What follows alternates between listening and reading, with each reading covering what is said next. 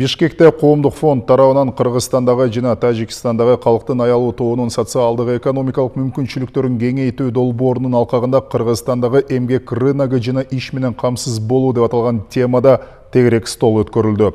Ага саламаттыкты сактоо жана социалдык өнүктүрүү министрлигинин өкүлдөрү, көз карандысыз эксперттер, эл аралык уюмдардын жана жарандык коомдун өкүлдөрү катышты. Иш-чаранын максаты жумушка орношууга көмөк көрсөтүү боюнча иштердин натыйжалуулугун жогорулатуу болду.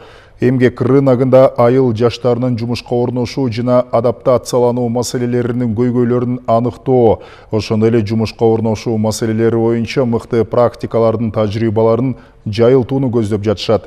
Жыйындын катышуучулары 3 тема боюнча изилдөөлөрүн сунуштады. Алар Кыргызстандагы эмгек рыногун талдоо, Кыргызстандагы жаштар арасындагы формалдуу эмес жумуштарды талдоо жана Кыргызстандагы бакубаттуулукту субъективдүү баалоо.